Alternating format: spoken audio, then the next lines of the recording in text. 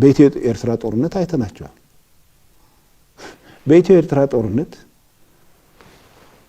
ለምሳሌ አሁን እንግዲህ በከፍተኛ ደረጃ የሰራዊቱ መሪ የሚባለው ታደሰ ወረደ ነው። በነገራችን ላይ ታደሰ ወረደ ሰራዊት መርቶ አያውቅም። በእነሱም ያውቁታል እኮ በደንብ አድርጎ ነው የሚያውቁት። ታደሰ ወረደ እንደዚህ ነው። በሌላ የሥራ ዘርፍ ነው የመጣው። አሁን የሰራዊት አዛዥ ነው የተባለው። በኢትዮ ኤርትራ ጦርነት እኔ ቡሬ ነው የነበርኩት። ቡሬ ለኔ የተሰጠኝ ግዳጅ ከኔ ፊት ለፊት ያለው የኤርትራ ሰራዊት ክፍለ ጦሮች 8 ነበሩ 525ኛን ጨምሮ ማለት ነው። ለኔ የተሰጠኝ ግዳጅ በዛ በኩል ማጥቃት ስለማንችል ይሄን 8 ክፍለ ጦር ለ3 ቀን ማቆየት ነው። እኔ ያስኩት ደግሞ 1 ክፍለ ጦርና 1 ብርጌድ ነው። እዛ 8 ክፍለ ጦር ነው ያለው ልባርክ። አሁን እንግዲህ ይመስለኛል ያኔ እንደምናየው የኤርትራ መንግስት ዋና ማጥቂያ አቅጣጫው በቡሬ በኩል ነው የሚል አስተሳሰብ ይዞ ሊሆን ይችላል። ያን ሰራዊት 3 ቀን አስቆይቻለሁ ነው። ከዛ በኋላ በዛ በኩል ውጊያ አልተደረገም እና እሱ በአዛዥነት መጣ። በአዛዥነት ከዘራ እንዲያሽከረከረ መጣና ጦርነት ጀመረ። ተጨፈጨፈን። አንድም ቦታ ፈቀቅ ማድረግ አልቻልንም። አንድ ክፍለ ጦር ያመጣል ያስገባል፣ ይጨፈጨፋል። ሌላ ክፍለ ጦር ያመጣል ያስገባል፣ ይጨፈጨፋል። እሱ በኔ ላይ ነው የመጣው ባርገኔ አዛዥ አይደለም እና እኔ ለምን አዛዥ አልሆንኩም የሚል ኮምፕሌን ለማቅረብ አይደለም።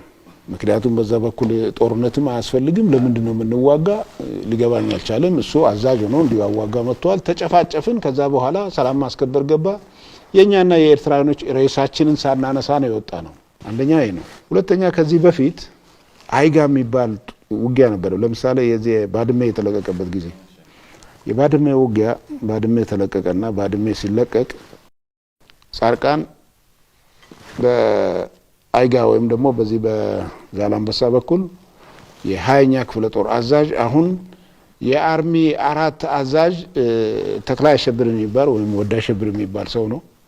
እሱ ነው እየመራ የነበረው እና እሱ በሚመራበት ጊዜ ትዕዛዝ ተሰጥቶ በአይጋ በኩል እንዲገባ ተደረገ። እንደ ቄራ ከብት ነው የገባ ነው። ታንኩን ለገበያ እንደሚሄድ በጎች ነው የነዳው። ከባድመ ከተያዘ በኋላ ጻርቃን እዛ ኃይል ስቦ በዚህ በኩልም እንዲገባ ተደረገ። ቄራ ገባን። ተጨፈጨፈና ተመለሰ የኛ ሰራዊት። ከዛ በኋላ ይሄ ተክላይ አሸብር የሚባለው ከሳሽ ጻርቃን ተከሳሽ ሁለቱ ናቸው የሰሩት እዛ ቦታ ላይ። ከሳሽ ጻርቃን ተከሳሽ ተክላይ አሸብር የሞት ፍርድ እንዲፈረድበት ነው የተባለው። የሞት ፍርድ እንዳይፈረድበት የተቋቋመው የፍርድ ቤት ወታደራዊ ቀዳሚ ፍርድ ቤት አድኖታል። አሁን ሁለቱ ናቸው እያዋጉ ያሉት። የዚህን የማዋጋት ብቃታቸው ያን አይተናል። አሁን ደግሞ ከአገር ጋር 2 ቀን የሰለጠነ ወታደር ይዞ ከኢትዮጵያ አገር ጋር ተዋግቶ ድል ሊያመጣ የሚችል አይደለም። እጁ በደም ጨቅይቶ እጁ በሌብነት ጨቅይቶ የዚህ አይነት ወታደራዊ ብቃት ይዞ ኢትዮጵያ ማሸነፍ አይችልም። ስለዚህ በአሳሰብም የኛ ባህሪ ተለውጧል። ባህሪያቸው ደግሞ ኦሬዲ ስታግናንት ደረጃ ላይ ደርሰዋል። ሊለወጥ የሚችል አይደለም። ከእንግዲህ በኋላ የሚለውጠው ሞት ብቻ ነው።